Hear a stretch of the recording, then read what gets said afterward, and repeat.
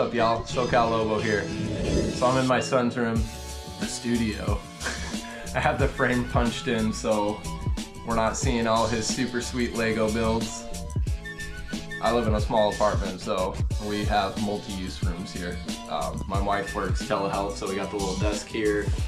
And anyways, this is what I'm rocking to kind of do this part of the video. Today we're gonna talk about why I sold my Norco Torrent and am going back to a full suspension. Back in 2013, I worked a labor-intensive job. I ended up getting injured, rupturing a disc, and having 3 subsequent surgeries. It sucked, and recovery was long.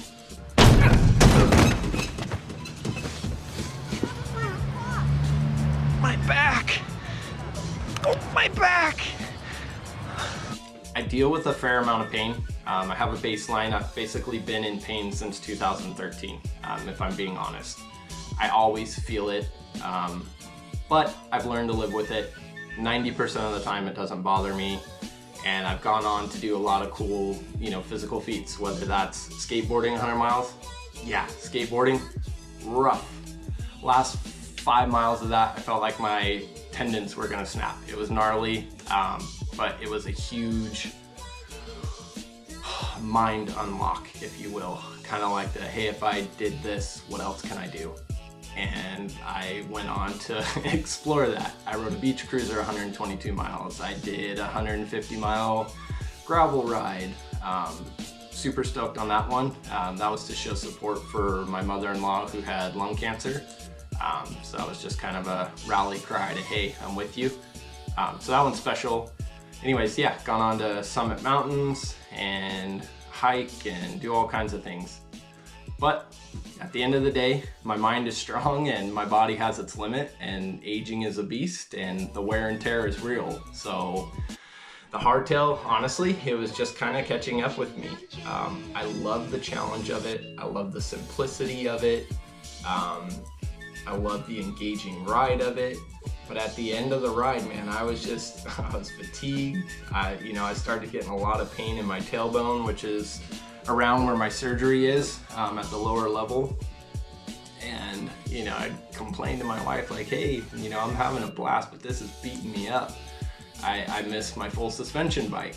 And I started this channel around the niche of my hardtail, and, I'm on, different forums and stuff for hardtails, and I really love it, but it's not working out for me. Long story short, so that's kind of what's prompting this shift. So let's get back into what made me get the hardtail in the first place. I've been riding on full suspension bikes pretty much since the beginning in 2017. I bought a 2013 Scott Spark full sus XC bike. Gosh, that thing was a far cry from what we have now, and I had no idea about bikes, geometry, what was good, what wasn't. I mean, it was 26-inch wheels. The thing it was silly, but it sparked my love of the sport. Anyways, I digress. So what happened is back in September or November of last year, I broke my collarbone.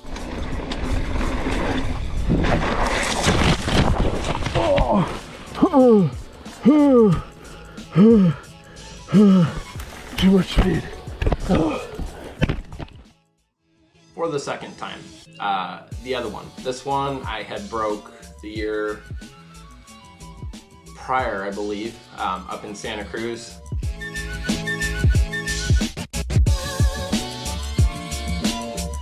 I went to huck a little jump and came up on the back side of a roller. I didn't know what was there. Endoed, and yeah, rest is history. That hurt. Collarbone I broke most recently. That brought me into this decision to get a hardtail. I just overshot a feature. It wasn't particularly hard. So that one, after breaking my second collarbone, it was, let's see, just a few weeks after I had a newborn with my wife. Sorry, babe. Terrible timing. I had a lot of time to be laid up and thinking about what I wanted from riding. And I mean, I was this close to going XC or even gravel. You know, just putting the burden on my family was really hard mentally, and you know, obviously physically the recovery sucked. I broke it in 4 places. I got, you know, rods and screws and plates, or you know, whatever, all that stuff. Anyways, so that is what pushed me to get the hardtail. But as I was riding it, what I thought would be as like a speed governor to slow me down, honestly got me stoked out. I was like, hey, what can I do on this? I want to do stuff that the full sus guys are doing. So I raced enduro on it. I would go ride pretty much the gnarliest trails I could find. I'm like, let's see how it does on a double black diamond. I'm just kind of built like that. I crave that. I want the adrenaline. Albeit, you know, I was taking more calculated risk. I wasn't hucking myself into the air quite as much. But fact is, I just wanted more. That's the way I want to ride. It's fun for me. I do approach things a little differently now. If I'm having an off day, I'll call it. If there's a feature I'm not comfortable with, I'll walk it. Maybe I'll hit it on the next run or the next month or whatever.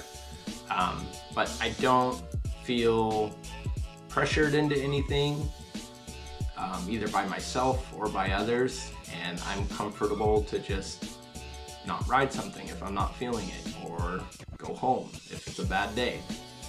And I think the biggest thing that I learned is to ride, re-ride, free ride. You know, that silly saying, but it's the true thing. Don't just go out there and huck jumps blind. You know what I mean? Take a slow run the first time you go down something. It's how accidents happen.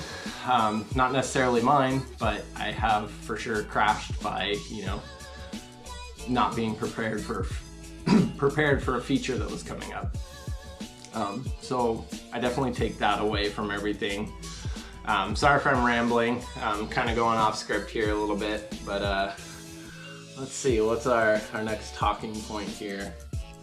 See how, well, I'm gonna read straight from it. Let's see how my writing sounds. So yeah, here we are, turning the page, a new chapter. Still chasing adventure, still pushing through pain and perseverance, still trying to get the most out of this meat suit while I got it. Oh my gosh. If you found this small little channel through the niche of aggressive hardtails, I hope you stick around. More mountain biking, more stories, and a whole lot more stoke coming your way. I'm just an average This talking to the camera stuff is so hard. I'm gonna leave all this in here to let you know that I am not some overproduced channel.